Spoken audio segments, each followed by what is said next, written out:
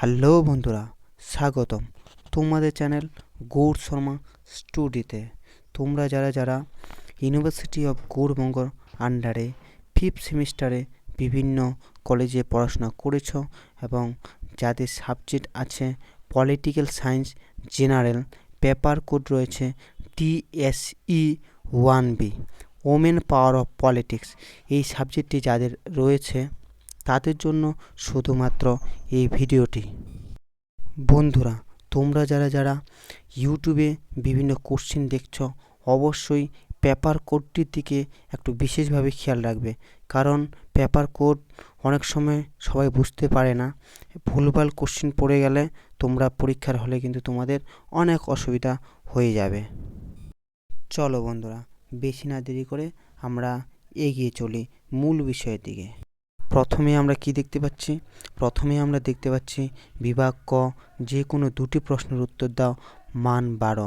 এখানে তোমাদের দুটি প্রশ্নের উত্তর দিতে হবে, মোট মার্কস থাকবে 24। 1 নম্বর কি বলছে? নারীবাদীর আলোচনায় যৌনতা ও লিঙ্গের মধ্যে তত্ত্বগত পার্থক্য আলোচনা করো। খুবই গুরুত্বপূর্ণ, এটা পড়ে যাবে।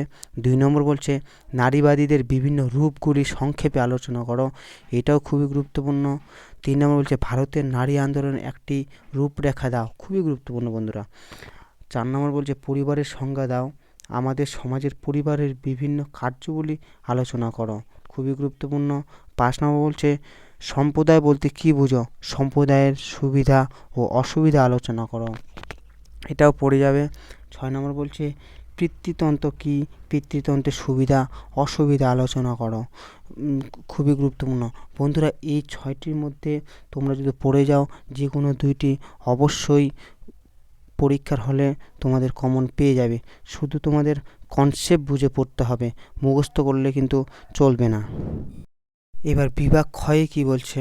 বিভাগ ক্ষয়ে বলছে যে কোনো দুটি প্রশ্নের উত্তর দাও, মান 4। এখানে তোমাদের মোট দুটি প্রশ্নের উত্তর দিতে হবে, 8 নম্বরের টোটাল মার্কস থাকবে। 1 নম্বর কি বলছে? পিতৃতান্ত্রিকতা। 2 নম্বর বলছে সম্প্রদায়ের বৈশিষ্ট্য ও সমূহ মাতৃতান্ত্রিক পরিবারের কাঠামো। 3 নম্বর বলছে উৎপাদন ও প্রজন্ম শ্রম। 4 নম্বর বলছে যৌনতা ও লিঙ্গের ধারণা। 5 নম্বর বলছে নারীদের প্রতি অহিংসতার রচনাসমূহ। 6 নম্বর বলছে রাষ্ট্রের প্রধান উৎপাদন সমূহ। তোমরা বিভাগ কয়েরগুলো যদি ভালো করে কনসেপ্ট বুঝে পড়ো, তাহলে আমার মনে হয় তোমাদের বিভাগ ক্ষয়গুলো পড়তে হবে না, এমনি এমনি তোমাদের হয়ে যাবে। বন্ধুরা, তোমরা এই কোশ্চেনের অ্যান্সারগুলি গুগলে গেলেই পেয়ে যাবে, এটা চিন্তার কোনো বিষয় নেই। আর বন্ধুরা, একটা জিনিস অবশ্যই করে বলছি আবার, পেপার কোড দেখে কিন্তু তোমরা পড়বে। আমার এই চ্যানেলটিকে যদি কেউ এখনও সাবস্ক্রাইব না করে থাকো, অবশ্যই সাবস্ক্রাইব করে দেবে।